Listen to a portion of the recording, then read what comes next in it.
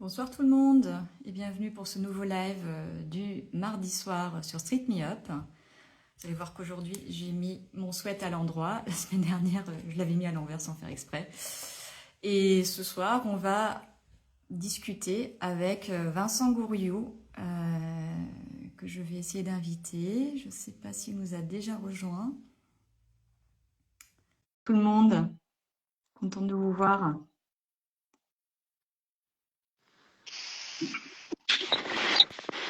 Salut Vincent, ça va?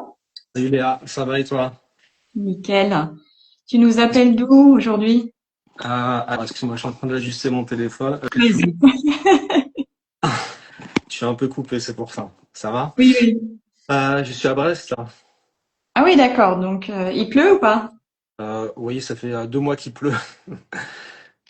C'est assez Même dans terrible. le sud, ça pleut. Il pleut alors. Donc, je me dis que. Vraiment.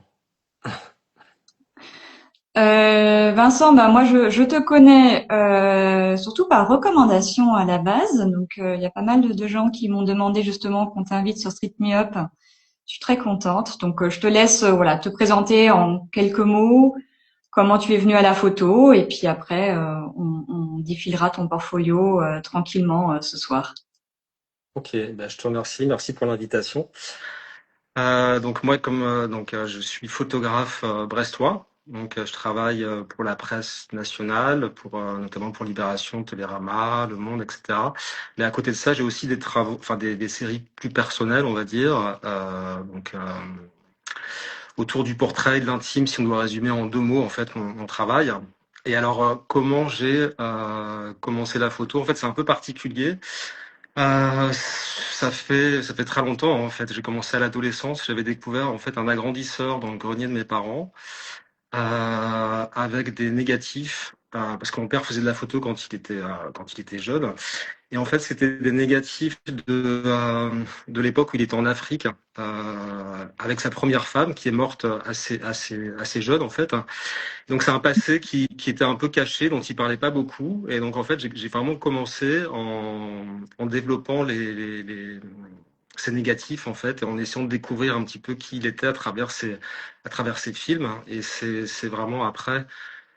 Euh, je sais pas, peut-être plusieurs mois après, ou peut-être voilà, que j'ai acheté un appareil photo, que j'ai commencé à faire de la photo. Mais j'ai vraiment commencé dans la chambre noire. Donc, enfin, toutes ces sensations-là, je les ai, la découverte d'images et tout ça, ça a commencé comme ça.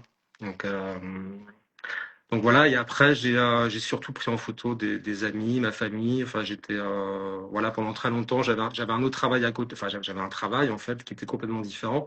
Mhm. En fait, j'ai fait des formations, des ateliers, des workshops, notamment à Arles, D'accord. pour aussi avec une personne qui s'appelle Nathalie Lhuillet, qui m'a beaucoup apporté, en fait, Mhm. euh, qui m'a beaucoup appris. Et donc, Tu, c'est vrai. tu, tu fais encore de l'argentique aujourd'hui ou du coup t'es passé en numérique juste pour comprendre En fait, non, je suis passé au numérique il y a un moment déjà, en fait, hein. Mais c'est vrai que c'est quelque chose que j'aimerais bien reprendre, notamment pour la temporalité, tu vois, enfin, parce qu'il y a un côté un Ouais. peu surconsommation quand on fait du numérique, et j'aimerais bien retrouver un peu le tempo de l'argentique. Donc, je pense que je m'y remettrai. Un de Ouais, ces j'aimerais quatre. bien ces quatre. Bah, ça s'y prête aussi pour tout ce qui est travail intime et ces choses-là où on prend un peu plus le temps, je suppose. C'est vrai que quand tu travailles pour Libération et compagnie, des commandes vraiment presse, de toute façon, t'as pas trop le choix que de faire du numérique, mais Bah oui, c'est ça. Quand il faut travailler pour la presse, il faut travailler assez vite, rendre les images très rapidement. Mais c'est vrai que dans mon style de photographie, d'ailleurs, il y a beaucoup de gens qui pensent que je travaille à l'argentique, parce que je sais pas, il y a ouais. peut-être une temporalité et puis une espèce d'apesanteur qui fait que je pense que ça pourrait, ouais, ça pourrait. Je pense que je vais le faire. Je vais le faire bientôt. C'est dans mes projets. Mais je peux comprendre cette histoire de temporalité. Alors, on va partons plus, je suis passée sur la première série qui justement a quelque chose de très tableau en fait. Donc, on se encore plus lent encore que l'argentique et d'ailleurs, je sais pas si c'est une inspiration pour toi en fait les hop, là, j'ajuste un peu. Est-ce que ça se voit bien? Hop, le côté un peu peinture. le côté pictural, oui, ça Ouais. c'est ma première série. Alors en fait, juste pour revenir un petit peu sur Ouais. la jeunesse de cette série, Il s'appelle Singularité, hein, avec un S, pardon, j'ai oublié de le mentionner. en fait, je travaillais, comment dire, je te disais tout à l'heure que j'avais fait des workshops, hein, Ouais. notamment à Arles, et puis j'ai eu l'occasion de faire un workshop avec Anders Petersen, le photographe suédois, je ne sais pas si tu connais, qui a Anders, ouais. fait Anders Peterson? sur le café Les Mythes. Oui. Anders Petersen. Ouais. Ouais, ouais. Je pensais que c'était lui, mais j'étais plus sûre. Oui, oui. Incroyable, ce travail. Oui, c'est un travail incroyable en noir et blanc, très très frontal, très brut. Alors après, c'est pas forcément mon identité visuelle, enfin c'est pas très proche de ce que je fais, mais je me suis retrouvé en fait à faire un atelier avec lui et en fait jusqu'à ce moment-là, je dirais que j'avais une approche de la photo un peu esthétique. Je Mhm. m'avais présenté des photos, c'était du nu masculin en fait, en noir et blanc, très léché, en studio, très proche de la sculpture en fait. Et en fait, il m'avait complètement démoli, je me rappelle. Mais c'est sûr que c'était un peu audacieux d'aller le voir avec ce travail-là, parce que c'est vraiment à l'antithèse de ce qu'il fait. Et, et en fait, ouais,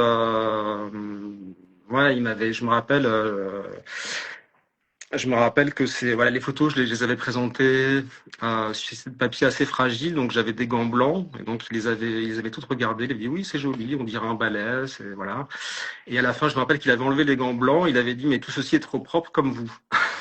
Voilà. Ah, waouh. Et toute la semaine, il m'avait demandé justement d'éviter justement cet esthétisme et aussi dans la recherche de personnes que je photographiais. Et donc ça a été un petit peu un choc, mais finalement qui m'a guidé aussi dans ce parcours, quoi. Et du coup, cette photo qu'on voit ici, la photo de Madeleine, c'est la première photo que j'ai faite en sortant du workshop. D'accord. Donc c'est Madeleine, Sœur Madeleine en fait, c'est la première série en fait Singularité, c'est une série qui parle de corps, de transformation, de failles, d'identité, de genre, etc. Et en fait c'est une série où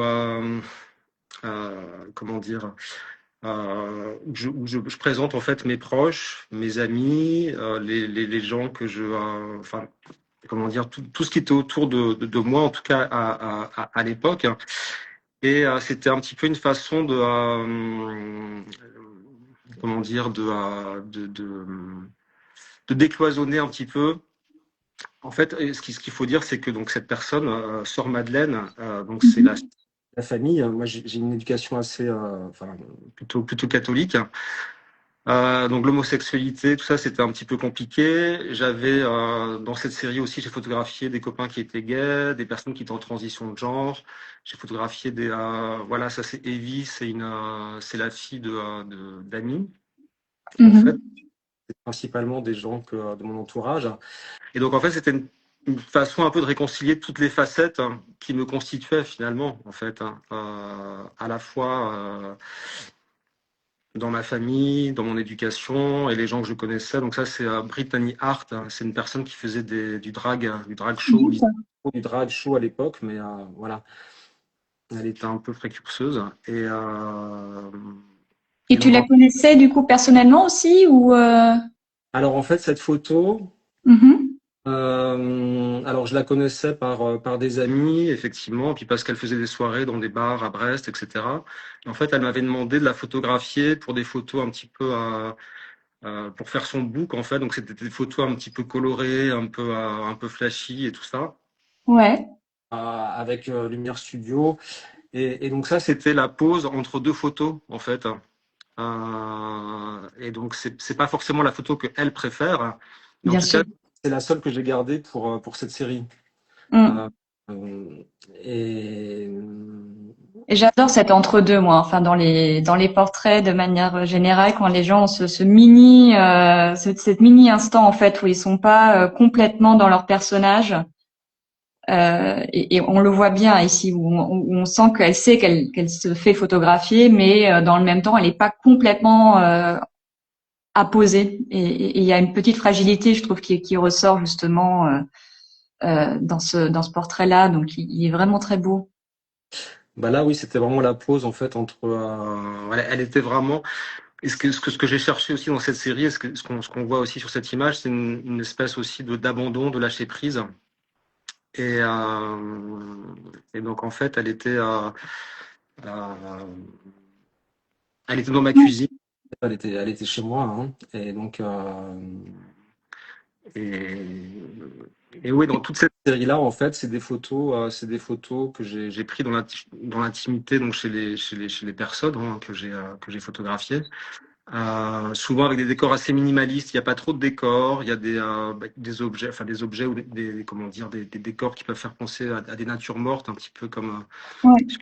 C'est vrai que ça renvoie à un côté pictural. Et tu me posais la question par rapport justement à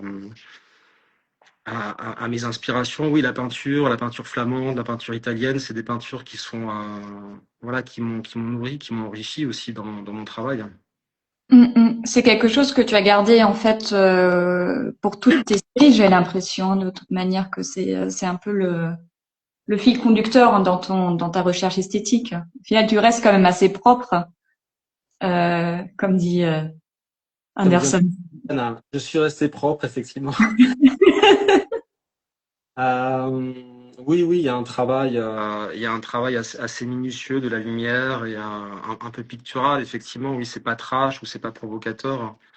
Mais c'est vrai que cette série-là, elle est importante dans le sens où je quittais en fait une esthétique un petit peu séduisante. J'étais un peu attiré par j'avais une culture un peu photo de mode et tout ça, un petit peu à une époque. Et donc j'ai cassé un peu cette culture que j'avais pour aller vers quelque chose avec aussi plus de fond, plus de profondeur et chercher du sens aussi à ce que je voulais dire. Et voilà, donc cette série, c'était aussi une façon de parler de moi. Comme je disais, c'était une mosaïque de portraits de gens qui m'entouraient, qui étaient très différents. Et je recherchais, peut-être aussi chez chacune de ces personnes, je te parlais du lâcher prise, mais aussi une faille ou une singularité, voilà, quelque chose ouais, de l'ordre de l'abandon, je sais pas comment dire, hein. Mais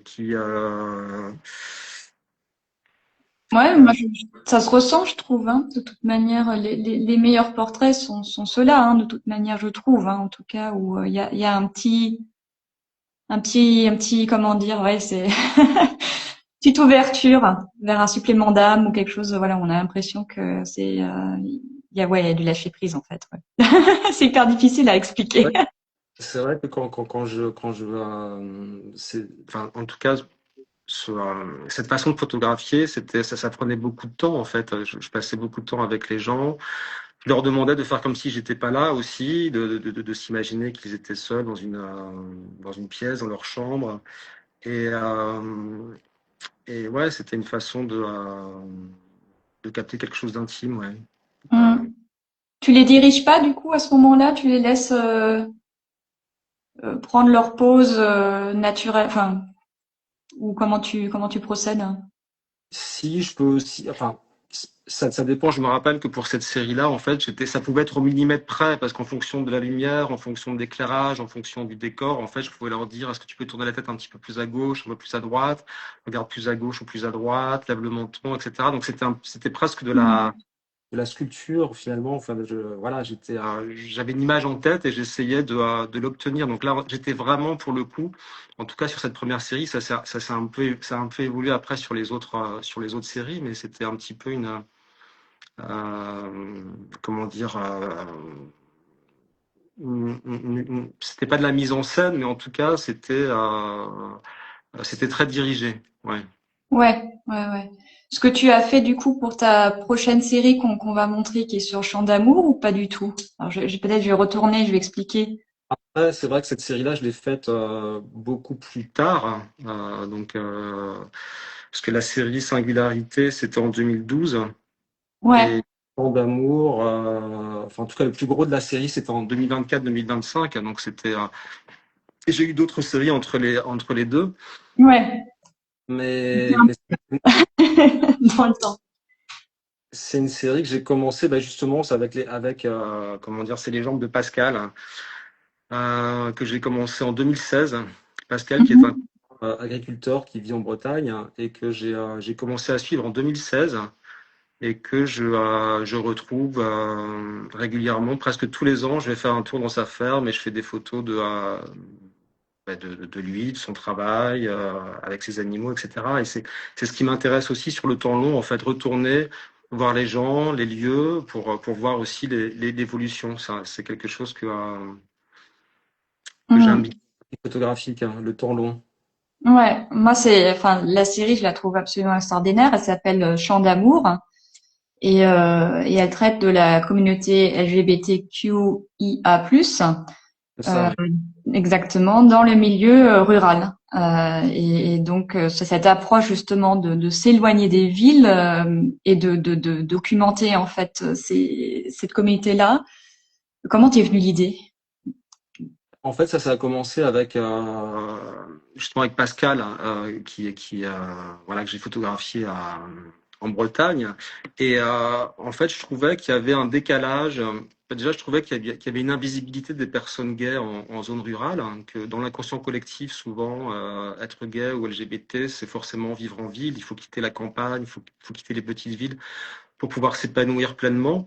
Mais il y a plein de gens qui ont envie de rester ou qui sont agriculteurs ou voilà, qui sont bien chez eux ou qui veulent vivre à la campagne. Et je trouvais qu'il n'y avait pas beaucoup de modèles, en fait. Mm. Euh, donc c'était aussi une façon de montrer cette diversité, ces modèles. Et je pense que les gens qui ont accepté de le faire aussi, c'est parce que eux, notamment les agriculteurs, beaucoup m'ont dit qu'ils n'avaient pas eu de modèle quand ils étaient jeunes, en fait. Ou alors Ouais. c'était très caricatural. Et donc, ouais, donc c'était aussi une façon de proposer des nouveaux modèles. Ça, c'est Pascal du coup ou c'est une autre personne? Ça, Pascal, c'est Philippe c'est Philippe en breton, Philippe et Yann Pierre qu'on voit après sur la photo, sur d'autres photos. Voilà, ici, Mhm. on Voilà. voit Philippe et Yann Pierre, qui sont dans les Monts d'Arrée en Bretagne, et alors eux aussi, je les ai photographiés il y a un petit moment. J'avais vu, en fait, eux, je les ai contactés parce que j'avais vu une émission sur France 3 Bretagne, je sais plus, en fait, où c'était au moment du mariage pour tous. Ils avaient accepté d'être filmés parce que voilà, ils venaient de se marier juste après le passage de la loi pour le mariage pour tous. Et donc, je les ai contactés et je suis allé les photographier chez eux dans leur ferme, où ils vivent presque en autonomie avec leurs animaux et leur potager. Waouh. Ok. C'est vraiment en autonomie. C'est quand même c'est pas évident quoi. Oui, oui, ils ont un four à pain, ils ont une serre, voilà, ils ont des vaches, des cochons, donc Waouh. dans et après dans une ferme qu'ils ont rénovée aussi. Après, c'est vrai que ce qui m'a intéressé aussi dans ce travail, c'était Euh, moi qui m'intéresse justement au côté pictural, c'est que au niveau des décors, des fermes, des paysages, hein, voilà, c'est quelque chose qui me plaisait aussi dans l'aspect esthétique des lieux et des paysages que je pouvais découvrir, hein. Nous, on a quelque chose qui est complètement hors temps. D'ailleurs, du coup, je suis un peu curieuse parce que je suis naïve, hein. J'ai jamais, moi, fait de reportage sur le long terme et tout. Donc, je me demande toujours, quand je vois ce genre de série-là, par quel bout on le prend? Comment est-ce qu'on commence? Comment est-ce qu'on a ces contacts-là? Même quand tu me dis, mais j'ai vu Pascal, mais comment tu arrives à avoir Pascal et puis après avoir quelqu'un d'autre et puis quelqu'un d'autre parce que t'as bougé quand même pas mal, hein. C'est pas que la Bretagne. Tu t'es quand même pas mal déplacé. Oui, surtout dans le Massif central. Je suis allé là, c'était dans le cadre d'une résidence, donc j'avais 1 an pour faire ce travail. Euh, donc je l'ai fait sur 4 saisons. J'y suis allé, voilà, j'ai commencé en 2024. Et, euh, Mhm. et donc c'est vrai qu'avant d'y aller, déjà j'avais essayé d'avoir quelques contacts sur Instagram. Aussi avec Pascal, donc Pascal qu'on voit ici sur la photo, qui lui aussi avait m'a donné quelques contacts. Et puis et après, une fois sur place, en fait, ben, j'ai étendu mon réseau. Mais c'est vrai qu'il y a pas mal de gens que j'ai rencontrés sur Instagram finalement. Il y a une petite communauté d'agriculteurs gays aussi, ou enfin pas forcément que des hommes d'ailleurs. Mm. Hum, Il y a des sites, des associations aussi qui existent. Et donc, mais après, la plupart des gens que j'ai rencontrés sur place, ça a été des mises en relation aussi, puisque voilà, j'ai fait connaissance avec les personnes que je photographiais, qui me présentaient d'autres personnes, et puis de fil en aiguille, en fait, j'ai dû photographier plusieurs dizaines de personnes et de couples dans le Massif central, alors que c'est vrai qu'une région que je connaissais pas du tout. Mm. Ouais, ouais. Il y a Stéphanie qui demande comment tu sais, t'as su à un moment donné que tu es arrivé au bout du projet. Enfin, je sais pas d'ailleurs si tu sais que si c'est déjà arrivé au bout ou si c'est encore en continu ou. Euh, En fait, non, mais j'ai toujours du mal à fermer la porte définitivement et dire, ben voilà, j'ai fini le travail, j'ai fini la série. C'est quelque chose que j'ai beaucoup de mal à faire. Mais effectivement, pour ce travail-là dans l'Asie centrale, il y avait une exposition à l'issue de la résidence, il y avait un livre photo, donc là, il a fallu mettre un point final à cette série, en tout cas. Ouais. C'est la Euh, résidence quoi qui donne à un moment donné. voilà, je pense que j'aurais pu continuer encore des années sinon, mais finalement, c'est pas mal d'avoir un cadre comme ça pour pouvoir aussi produire quelque chose. Donc, j'ai un peu de mal à répondre à cette question en fait. Ouais, oui, c'est pas évident. Oui, la lumière bleutée, pardon, il y a quelqu'un qui dit tu utilises beaucoup de lumière bleutée. C'est plutôt moi avec mon iPad qui rend la lumière un peu bleutée. Elle est plus neutre, hein. A priori, je m'excuse, c'est avec un peu avec les moyens du bord, mais le rendu est pas aussi bleuté que ça. Je vous invite d'ailleurs, je fais une aparté, à aller voir aussi le site de Vincent Gouriou. Vous avez toutes les photos en beaucoup plus grand, beaucoup plus agréable en fait à regarder aussi après. Là, c'est juste un support pour vous donner une idée de quoi on parle, mais voilà, encore une fois, le site internet est super bien fait. Il y a un super beau taf qui a été fait là, de la part de Vincent. Voilà, Après, pardon. comment dire, la lumière bleutée, c'est vrai que c'est quelque chose dont on me parle quand même assez régulièrement, surtout sur mes premières séries.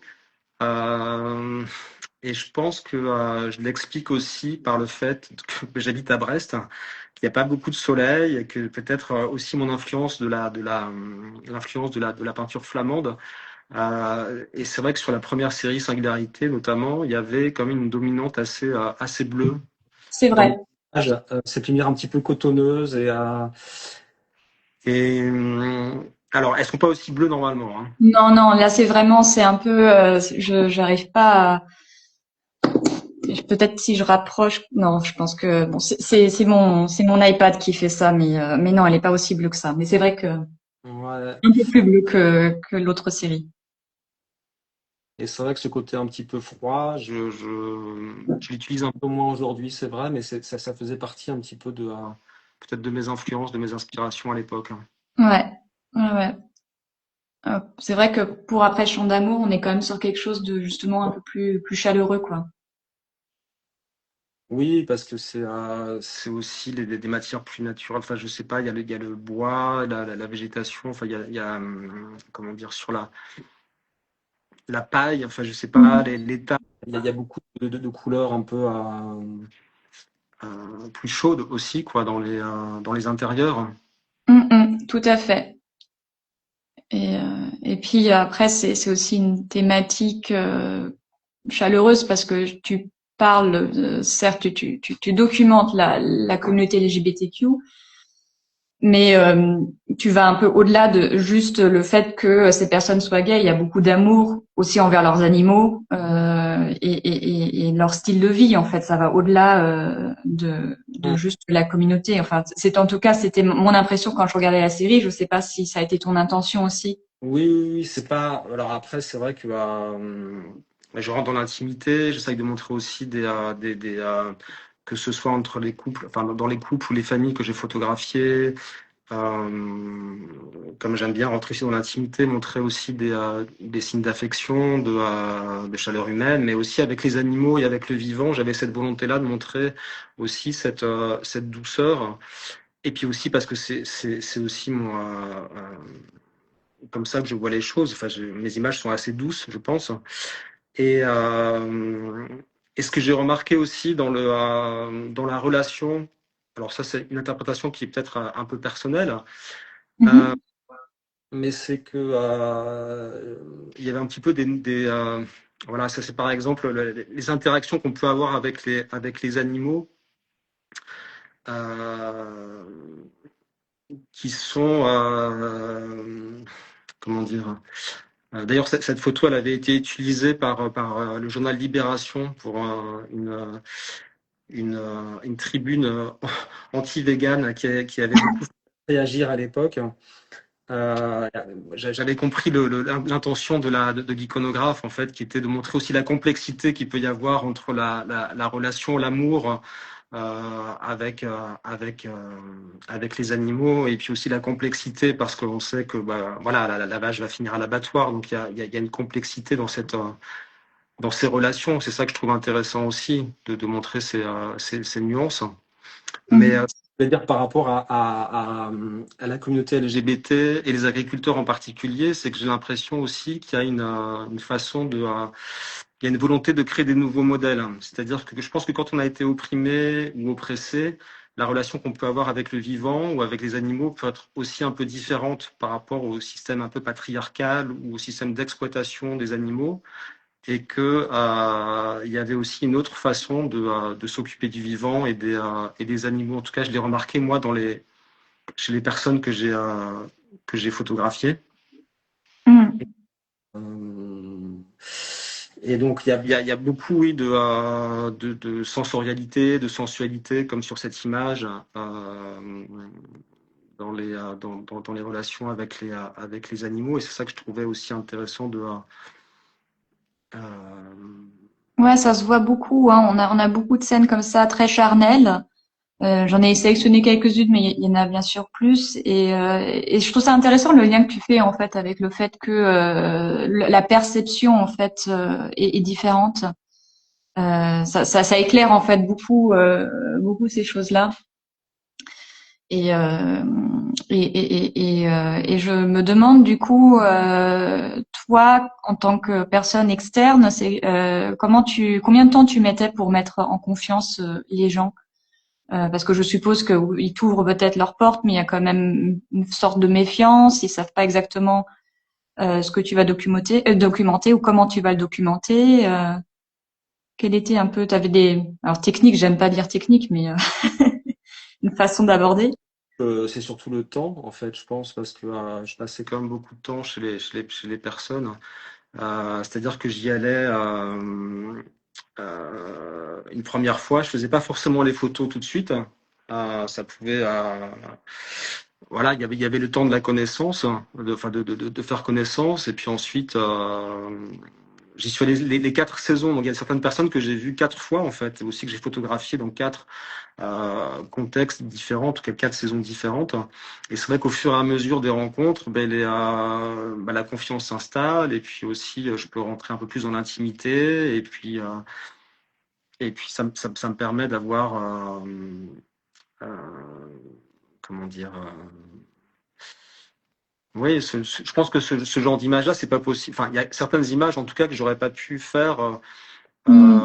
Comme quand je travaille pour la presse et que j'arrive et que j'ai 1 heure pour faire la photo, quoi. Là, j'ai besoin de temps, j'ai besoin de partager des discussions, partager des choses avec les personnes que je photographie. Donc c'est voilà. Et après aussi, je montrais mon travail, je montrais ce que j'avais déjà fait. Je pense que ça me mettait aussi en confiance, hein. Ouais, j'allais te demander ça justement, si tu leur montrais au fur et à mesure, donc un peu créer le Ouais, truc.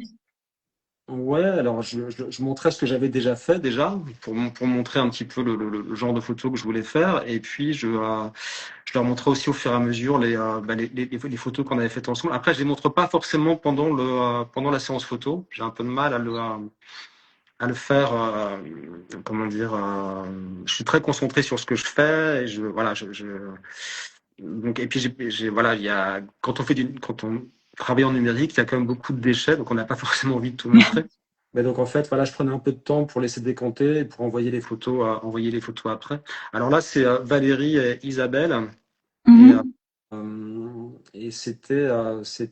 comment dire, deux personnes que j'ai photographiées, un couple de lesbiennes, donc dans le Massif central, qui voulaient pas être photographiées en fait au départ. J'étais chez elles parce que elles accueillaient dans leur ferme Bonnie, qu'on a vu un peu plus tôt sur une image avec sa compagne.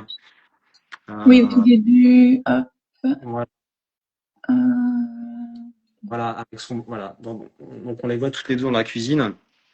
Donc j'étais venu pour photographier Bonnie, qui met en place donc dans une ferme des résidences culturelles et qui a aussi un petit potager, enfin bon, qui est très proche de la nature. Et donc j'ai passé toute la journée avec Bonnie, je l'ai photographié.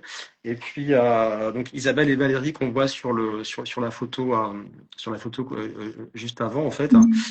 En fin de journée, comme j'avais passé un petit peu de temps avec elle à discuter aussi, à la fin de la journée, il y a Bonnie qui leur dit: «Ah, mais Isabelle et Valérie, quand même, vous allez faire une photo.» Elles ne voulaient pas, enfin, elles ont fini par accepter, en tout cas, que j'aurais dit: «Bah, si vous voulez, je prends juste vos mains en photo.» Et donc, ça, c'est la photo je crois qu'il y a une autre photo, on voit que leurs mains. Donc, ça a commencé. je vais essayer là. C'est celle-ci?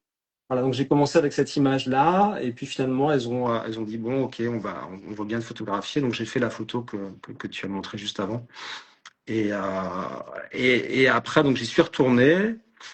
Et puis là, il n'y avait plus aucun problème. En fait, elles voulaient bien être photographiées. Je les ai même photographiées chez elles, dans leur intérieur. Ouais, la Donc, barrière était tombée, quoi, en fait. je pense qu'il faut, voilà, c'est important de passer du temps avec les personnes. Et puis c'est un sujet. C'était aussi enfin le thème de ma série était quand même sur les personnes LGBT en zone rurale, notamment les agriculteurs et agricultrices. Donc c'était aussi s'afficher, se montrer quoi. Donc, Mm. là, on a une responsabilité par rapport à ça, donc il faut faire attention. Oui, tout à fait. C'est toujours enfin, voilà, un bon équilibre à trouver. Il y a Sandrine qui demande si tu n'es pas tentée par l'argentique. On l'avait abordé un peu en début de live, que ça te trotte dans la tête, hein, et peut-être que tu y reviendras. Ouais, non, je pense que je vais. Là, je cherche un Contax T2. C'est l'appareil photo qu'Anders Peterson utilisait en fait, hein, et qui nous avait conseillé à l'époque. Et j'aurais dû l'acheter à l'époque, c'était en 2009, hein, parce que maintenant en fait il est hors de prix. Ouais, j'en ai Euh, entendu parler, mais ouais, c'est assez légendaire quand même dans l'argentique. ouais. Et voilà, je suis à l'affût d'un Contax T2. Bon, si quelqu'un me contacte. C'est ça, C'est, pardon? je passe l'annonce. Tu fais très bien. Hop. Donc ça, je pense que c'est les petits moutons de. Mais voilà, c'est les moutons d'Isabelle et Valérie. Euh, donc ça fait une vingtaine d'années qu'elles sont ensemble, qu'elles sont mariées. Enfin, elles sont pas mariées depuis 20 ans, mais et donc elles élèvent toutes les deux leur brebis. Hop, je fais encore un peu défiler. Ah, ils sont tellement beaux. J'adore les moutons en plus. Là, je crois que c'est les mêmes, hein, aussi. Hein, c'est Valérie et Alors oui, là non, c'est Bonnie et Isabelle. c'est Bonnie et Isabelle, pardon. Ça, c'est une scène qui n'était pas posée, effectivement. Alors, c'est vrai que dans mon travail, en fait, il y a comment dire, des photos qui sont plutôt mises en scène, plutôt posées, puis d'autres photos qui sont plus dans un mode reportage, en fait, ou voilà, avec des scènes d'action que je capte comme ça, mais qui sont. Il y a aussi des natures mortes. On a vu, tu as passé une photo Ouais, d'un je, panier. J'y retourne, je l'aime beaucoup aussi. Ben, c'est ça qui est chouette dans ton travail, c'est que on a un mélange de plein de choses en fait, à la fois du portrait, comme tu disais, des scènes volées, des natures mortes, mais aussi des gros plans, des choses un peu plus charnelles et ça donne du rythme en fait dans ta narration. Si c'était que des portraits, après c'est que mon avis, hein, mais moi ça m'ennuie généralement quand les projets ne sont un peu mono-style. Ouais, et puis ça permet d'incarner, de raconter des histoires, parce que ce que j'aime aussi, c'est raconter les histoires des personnes que je photographie, pardon, et donc tous ces détails et tous ces paysages, ça fait partie de la construction un petit peu comme un film, en fait, où on peut aussi s'imaginer, même si c'est pas, on s'imagine pas forcément la réalité, mais ça permet en tout cas à l'imagination de divaguer un peu plus, quoi. Ouais, exactement. Je suis complètement d'accord. En termes d'appareil photo, tu utilises quoi pour ce projet spécifiquement? Alors là, j'étais en Nikon D850, donc en plein format. Et après, au niveau des objectifs, je suis en 35 ou 50. J'essaye de travailler avec des focales fixes. D'accord, ok, c'est original. Enfin, pour du reportage, normalement, il y a toujours un petit zoom, normalement. Enfin, je pense, mais Un, surtout pour la presse, mais quand je travaille sur des séries personnelles, je préfère les focales fixes parce que j'aime, par rapport à la profondeur de champ, notamment. Euh, et puis, euh, Et puis parce que je sais pas, j'ai l'impression une focale fixe, c'est un petit peu quelque chose qui est un peu codé en fait. Quand on regarde une image, des fois on se dit bah ça c'est du 35, ça c'est du 50, ça c'est du 85. Donc il y a une espèce d'habitude aussi qui se crée avec en fonction de l'objectif qu'on utilise et tout qui à permet fait. un lien entre les images. Tout à fait. Et puis enfin, il y a une distance du coup aussi dont tu prends l'habitude. Ouais, une distance et après, moi, j'aime bien m'approcher, voilà, aussi des personnes que je photographie. Donc, C'est ce que j'allais dire. Si tu travailles sur du 35 ou du 50, il y a quand même des choses assez proches, quoi. Donc, t'as dû t'avancer, ouais, pas mal. quand je fais du portrait, c'est surtout du 50 d'ailleurs. Ouais. Euh, mais oui, oui, j'aime pas trop justement le 85 ou des focales plus longues. J'aime bien être. Pourquoi ça? Parce que ça, il y a moins de contexte ou c'est quoi le choix? Hum, je pense que c'est une habitude. Comme je te disais,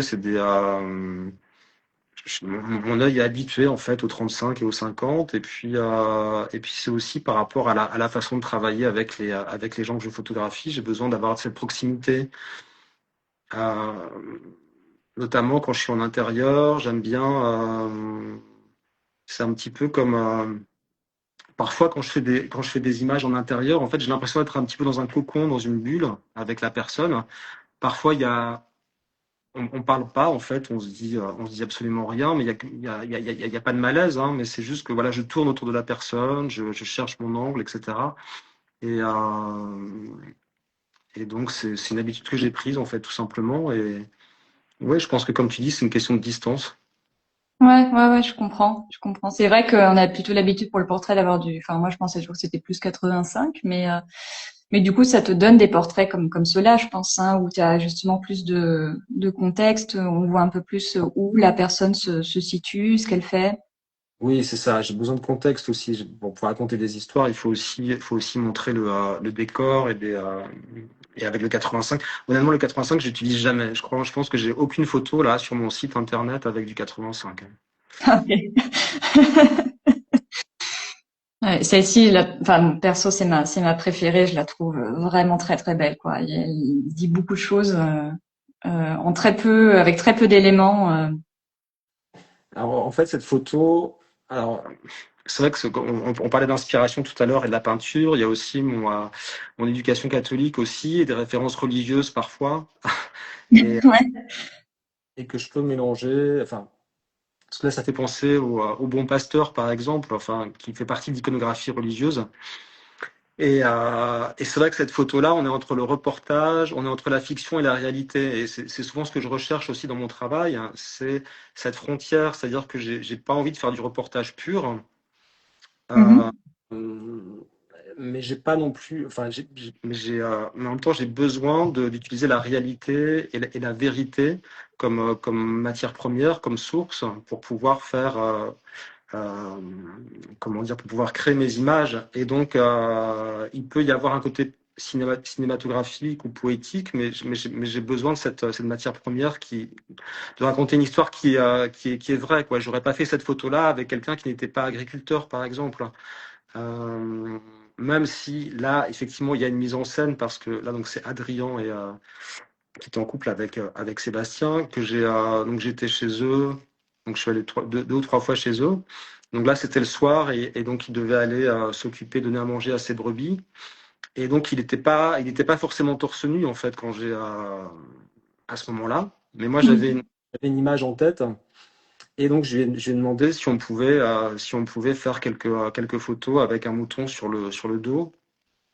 Et donc là, on a fait toute une série d'images hein, comme ça dans la bergerie, avec ce mouton, avec un bélier aussi, avec qui il est en tête à tête à certains moments, etc. Enfin, c'est des images que j'aime beaucoup. C'est une de mes séances préférées euh, que j'ai pu faire dans le Massif central. Et donc là, effectivement, voilà, on n'était pas dans la fiction. Tu vois ce que je veux dire? C'est pas vraiment du Ouais. cinéma.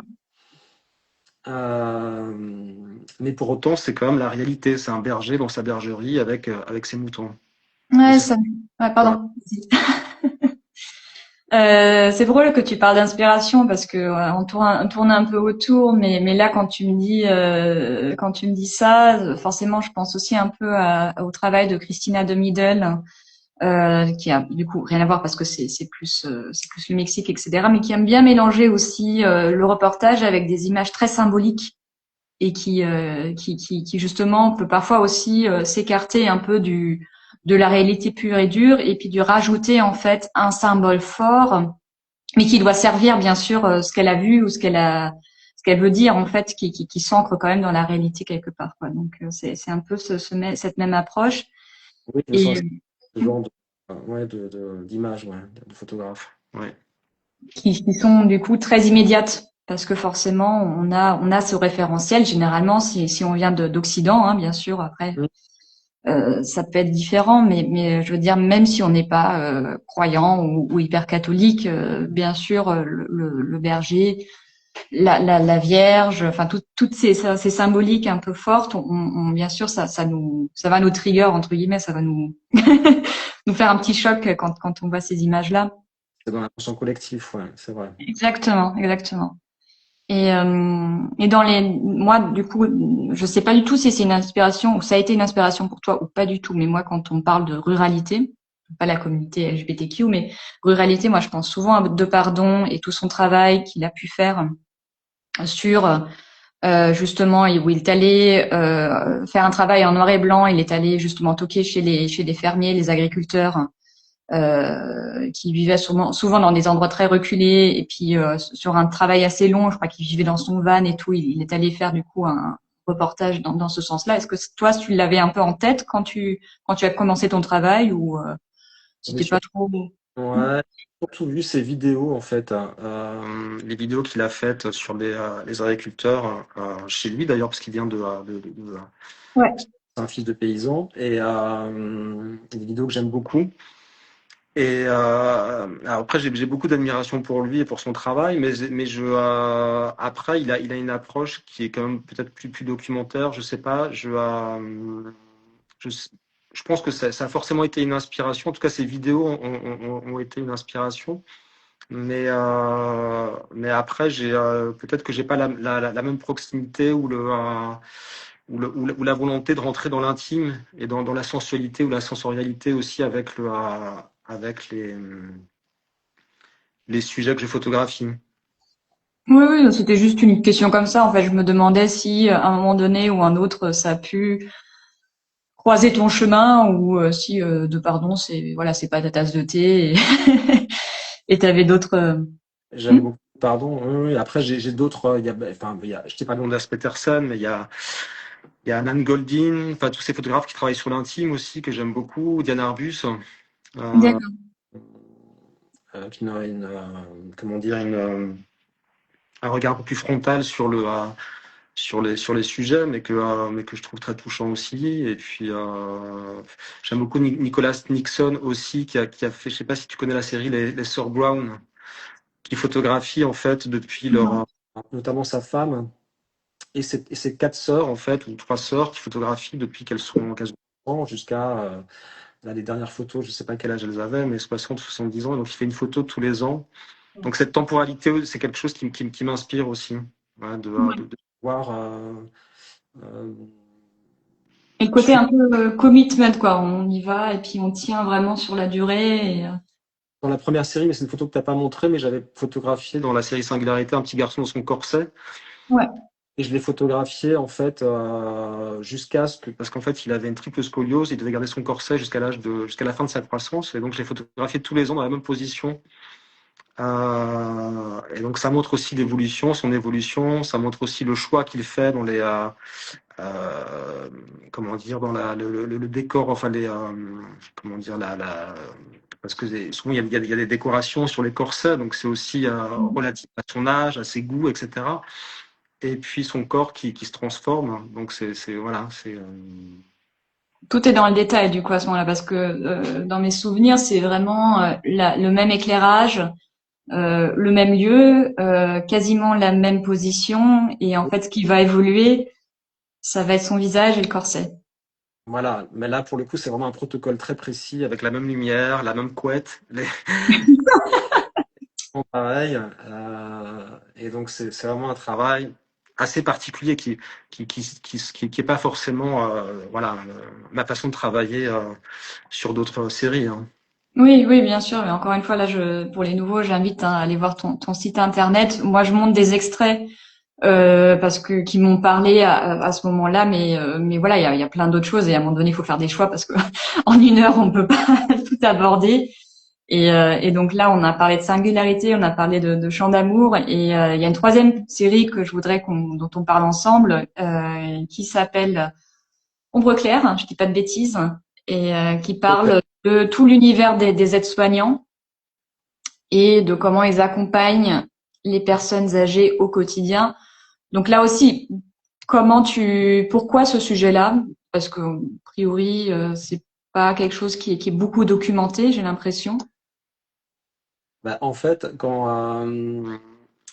Euh, quand je parlais de ma démarche, en fait, au départ, c'est vrai que j'ai photographié surtout des proches, des gens de ma famille, des amis, etc. Et en fait, je travaille un petit peu en cercle concentrique, c'est-à-dire que j'ai besoin de partir de choses personnelles et intimes au départ, et puis d'aller vers des sujets un peu plus collectifs. Donc, c'est ce que j'ai fait avec Chant d'amour, ensuite, dans d'autres séries aussi. Et là, cette série sur les aides à domicile, c'est parce que ma mère, en fait, était aide à domicile, en tout cas quand elle était plus jeune. Donc c'était aussi une façon de lui rendre hommage, peut-être de mieux comprendre aussi voilà, son travail et, euh, et c'est aussi parce qu'en fait on m'a proposé le sujet, c'est l'agence culturelle de Dordogne en fait qui m'a proposé le sujet et donc bon je l'ai accepté pour ces raisons et aussi parce que dans mon travail je m'intéresse aussi un petit peu à ce qui est invisible, à ce qu'on montre pas forcément et je trouvais et à l'intimité et là en fait ben, je pouvais du coup ouvrir la porte, voilà j'ai accompagné les aides à domicile pendant j'y suis allé 3 ou 4 fois en Dordogne pendant 10 jours à chaque fois et donc dans enfin dans la zone rurale autour de Ribérac et Taucane, enfin des petites villes du Périgord, j'ai sillonné les routes et je suis rentré dans des univers complètement différents, dans des fermes, donc je trouve ça incroyable aussi de pouvoir aller à la rencontre de gens qu'on n'aurait pas rencontrés autrement, de découvrir des univers, de découvrir voilà, et donc ce travail-là, c'est aussi pour rendre hommage, évidemment, effectivement, aux aides à domicile, Mm. euh, et où j'ai voulu montrer aussi euh, j'y étais, en fait, elles y sont du lever. Il y a le lever, il y a le petit déjeuner, la toilette, la promenade, etc., le coucher. Et en fait, je voulais montrer aussi toutes les facettes de ce métier. Euh, donc là, on voit donc Cécile qui est en train de.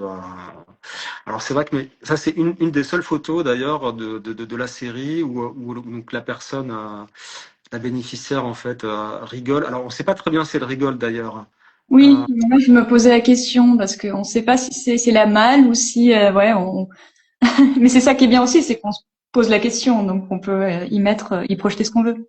C'est pas trop évident parce que je voulais pas non plus voilà montrer des sourires, des gestes un petit peu attendus, des images qu'on a déjà vues dans le soin à la personne, etc. Et donc cette personne-là, cette photo-là, je trouve qu'elle fonctionnait parce qu'il y avait une vraie tension aussi dans la façon dont elle explose de rire et, et dans la relation entre elles deux aussi, quoi. Donc, Oui. Ouais, moi je trouve que justement ce qui est chouette avec cette série-là, c'est que on n'est pas trop dans une complaisance. Tu montres des choses quand même qui sont assez justes et assez vraies. Je trouve qu'en plus il y a pas mal de photos où j'ai l'impression en tout cas que c'est pour le coup pas du posé. Tu es vraiment oui. non, mais c'est vrai. Bah là, pour le coup, en fait, parfois, elles y sont un quart d'heure, une demi-heure, une heure maximum. Donc, en fait, je pouvais pas faire de la mise en scène ou je pouvais pas trop les ralentir. Donc, j'étais une petite souris et puis c'était surtout voilà, euh, des photos comment dire, en action, beaucoup aussi, quoi. Mais il y avait pas. Alors, ça m'est arrivé notamment sur la première quand Mhm. elle, quand elle va au lit. Là, en fait, mais j'avais pas le bon angle pour faire la photo quand j'ai vu. euh, donc donc l'aide à domicile, s'occuper de la personne là qui va se coucher et du coup en fait là pour être honnête j'avais l'image en tête mais il fallait que je prenne une chaise et que je voilà que je puisse faire la photo en contre-plongée comme ça donc Ouais, tu fais pas 2 mètres de haut, Vincent? pour le, pour le coup j'ai dû refaire la scène mais c'était encore une fois c'était quelque chose qui s'est vraiment passé et donc on est vraiment dans la réalité et la vérité même si il y a une petite partie de mise en scène quoi. Oui, bah, comme tu disais, en fait, même si tu vas rejouer des choses ou ça vient quand même d'une réalité, quoi. C'est pas quelque chose qui vient de ta tête à chaque fois. Je fais encore un peu. Voilà. Euh, il y avait une photo de toilette aussi, notamment. Où, Ouais, si tu veux. Celle-ci? voilà, oui, c'est celle-ci, voilà.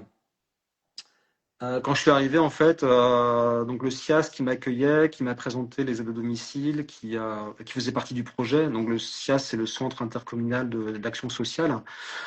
Donc c'est vrai qu'ils étaient, quand je leur ai dit ce que je voulais faire, quand j'ai montré mes photos, je les sentais un peu inquiets. Ils avaient peur aussi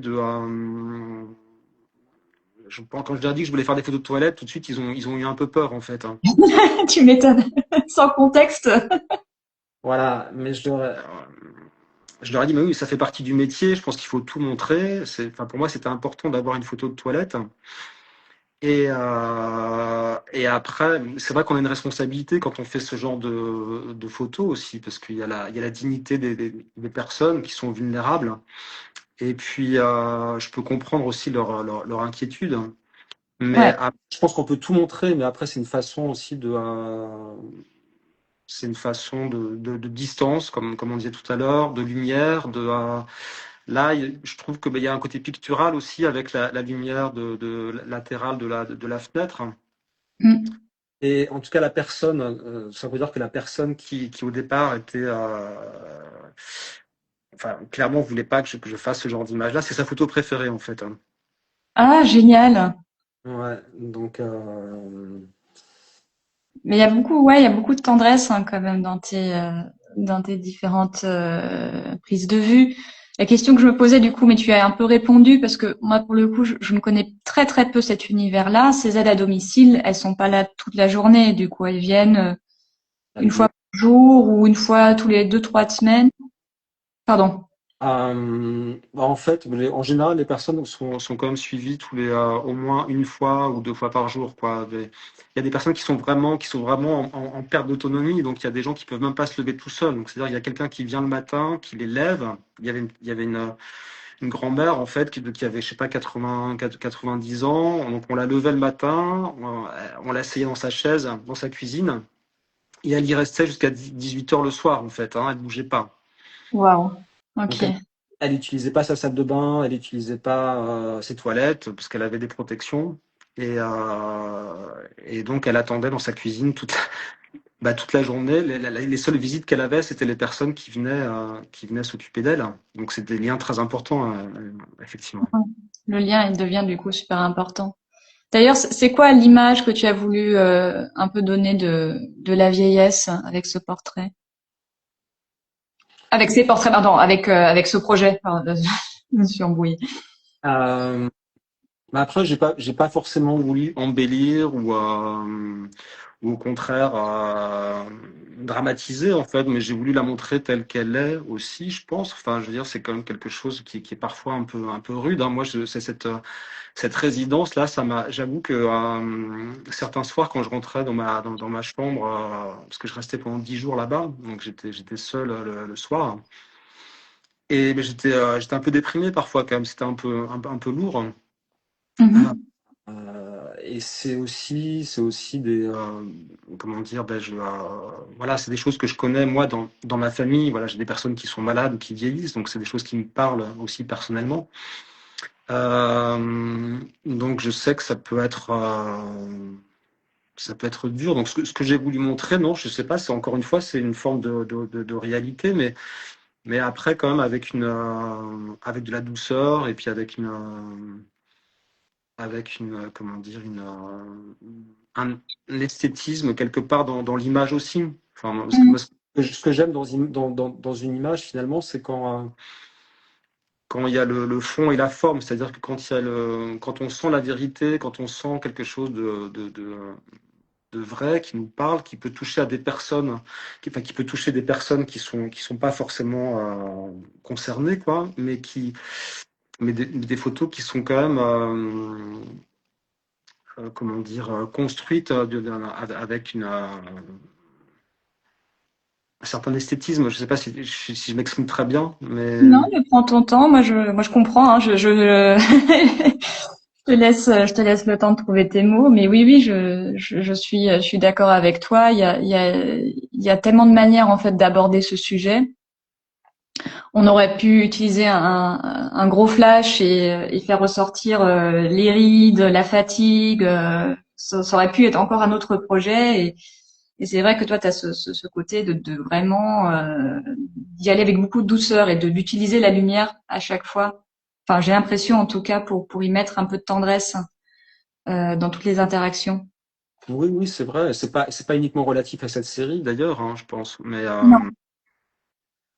Mais effectivement, oui, je suis pas trop je suis pas trop frontal, je pense, dans la façon dont je montre la vieillesse ou les personnes vulnérables. Je pense qu'il y a quand même de la dignité, quoi, que je voulais. Ouais. Ouais. Ouais, je trouve. Et ce qui est assez rigolo, enfin, ou intéressant, bon, il y a aussi, voilà, des choses comme ça qui, même en ayant personne ou pas de, voilà, pas d'action, tu t'imagines plein de choses, de ce qui peut se passer dans cette salle de bain. Oui, c'est ce qu'on disait tout à l'heure par rapport à moi, ce que j'ai fait, ce que j'ai voulu faire aussi dans cette série, c'est de montrer aussi l'intérieur des maisons, l'intérieur des fois, donc là, il y a la salle de bain, parfois il y avait des décors je sais pas, des décors des albums photos ou des cadres enfin, des albums de famille ou de mariage, hein, au mur, ce que je voulais, c'est aussi qu'on ressente aussi la vie, en fait, qu'il y avait Mm. la vie, enfin que ces personnes avaient vécu voilà, des choses dans ces maisons, avaient vécu l'amour, avaient une sexualité, ne pas réduire aussi la vieillesse uniquement à l'image qu'on peut en avoir, quoi. Et donc je pense que les photos, comment dire, Enfin là, t'en as pas trop montré dans cette sélection-là, mais finalement, j'ai fait pas mal de photos aussi de nature morte et de décors pour montrer. C'est Ah, essayer. c'est vrai? J'en ai pas, ouais, peut-être, pardon. J'aurais dû en sélectionner plus.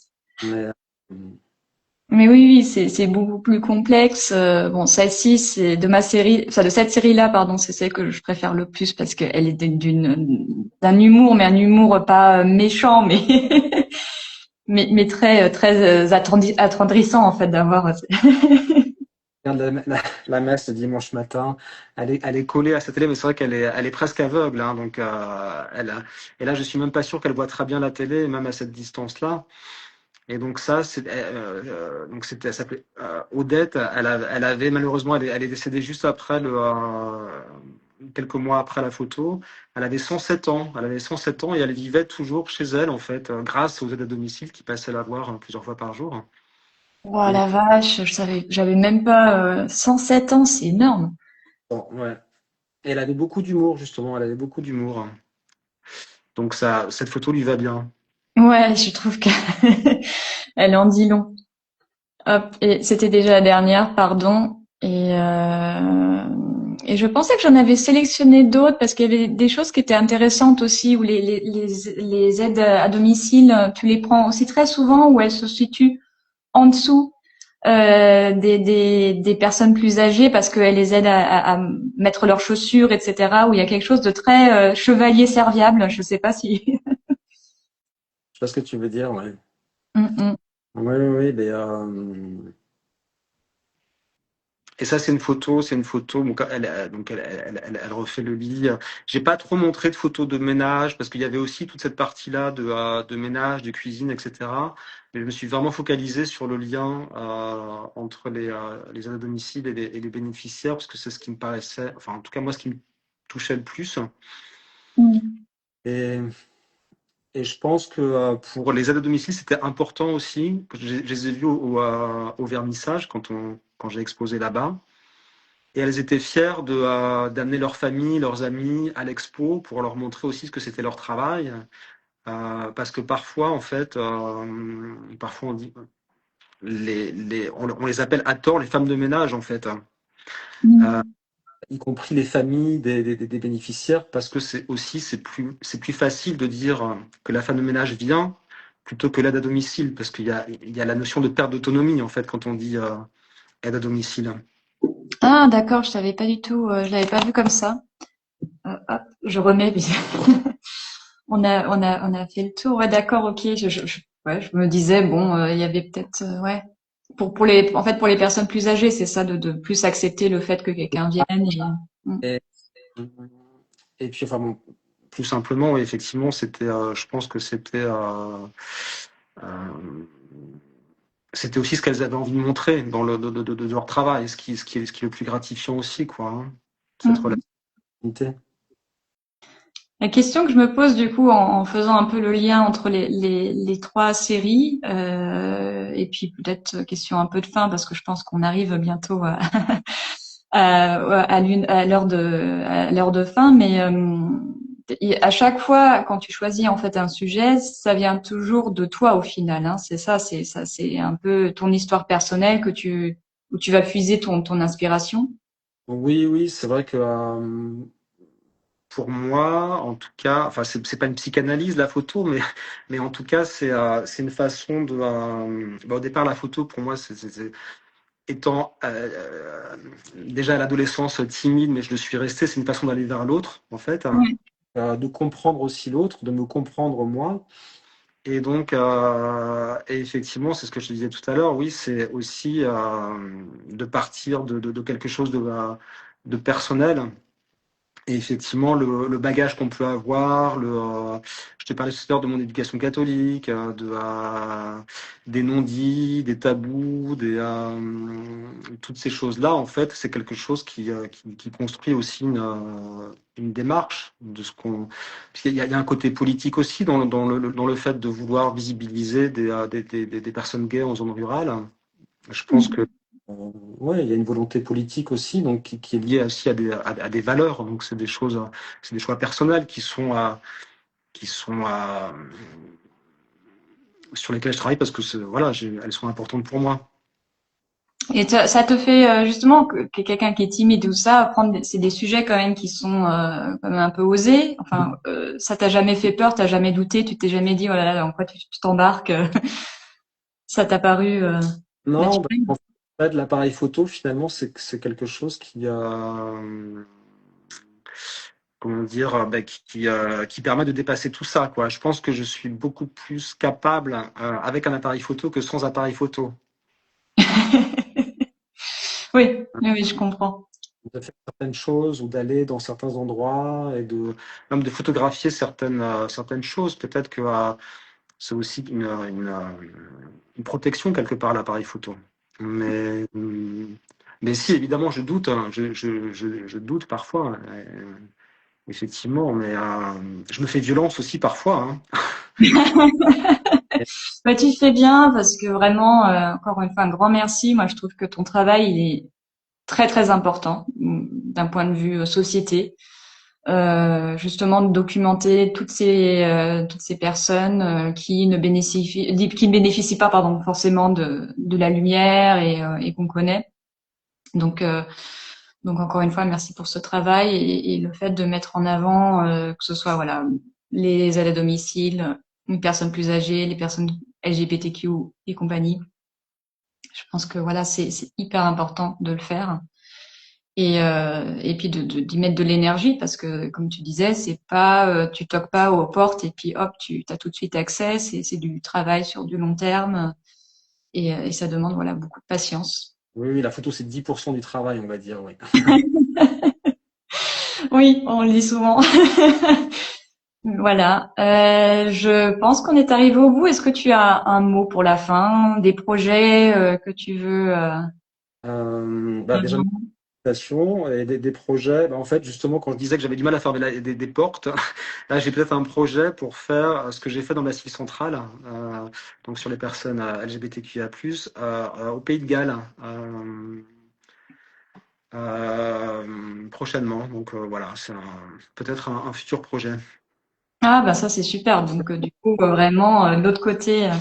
J'ai quitté la Bretagne il y a pas si longtemps que ça, parce que le Massif Central, c'était en 2024 et j'avais toujours travaillé en Bretagne jusque-là. Donc là, je vais peut-être quitter la France.